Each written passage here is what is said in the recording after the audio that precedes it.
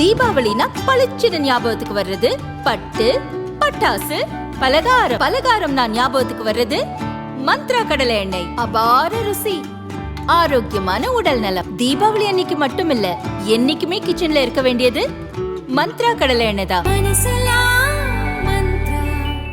Saudi அரேபியாவில் உள்ள ஜட்டா விமான நிலையத்திலிருந்து கேரளாவில் உள்ள கோழிக்கோடுக்கு இன்று அதிகாலை ஏர் இண்டியா எக்ஸ்பிரஸ் விமானம் புறப்பட்டது. அந்த விமானத்தில் பயணிகள், விமான சிப்பந்திகள் என 160 பேர் பயணித்தனர். விமானம் இன்று காலை கோழிக்கோடு விமான நிலையத்தில் தரையிறங்குவதற்காக நடுவானில் பறந்து கொண்டிருந்தது. அப்போதுதான் திடீரென விமானத்தின் லேண்டிங் கியர் எனப்படும் சக்கரங்கள் உள்ள பகுதியில் தொழில்நுட்ப கோளாறு ஏற்பட்டிருப்பதை விமானி கண்டார்.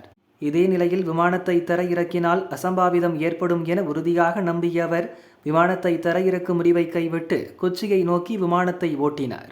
கொச்சி விமான நிலையத்தில் எமர்ஜென்சி லேண்டிங் செய்யவிருப்பதாக விமான நிலைய கட்டுப்பாட்டு அறைக்கு தகவல் தெரிவித்தார்.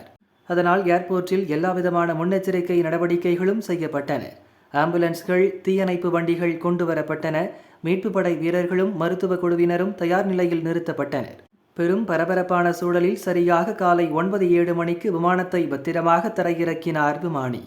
பயணிகள் அவசரமாக தரையிறங்கினர். பதற்றத்துடன் இருந்த பயணிகள் லான்ச் பகுதிக்கு அழைத்து செல்லப்பட்டு தங்க வைக்கப்பட்டனர். உடனடியாக தொழில்நுட்ப வல்லுநர்கள் வந்து விமானத்தின் லேண்டிங் கியர் பகுதியை ஆராய்ந்தனர். அப்போது 2 டயர்கள் வெடித்து சேதமடைந்திருப்பதைக் கண்டு அதிர்ச்சியடைந்தனர். 2 டயர்கள் வெடித்திருந்த போதும் சாமர்த்தியமாக தரையிறக்கிய விமானியை தொழில்நுட்ப வல்லுநர்களும் விமான நிலைய அதிகாரிகளும் பயணிகளும் வெகுவாக பாராட்டினர். விமானியின் திறமையால் 160 பேர் அதிர்ஷ்டவசமாக உயிர் தப்பினர். பயணிகள் மாற்று விமானத்தின் மூலம் கோழிக்கோடுக்கு அனுப்பி வைக்கப்படுவார்கள். விமானம் இல்லாத பட்சத்தில் சாலை மார்க்கமாக கோழிக்கோடுக்கு அனுப்பப்படுவார்கள் என ஏர் இண்டியா நிறுவனம் கூறியது.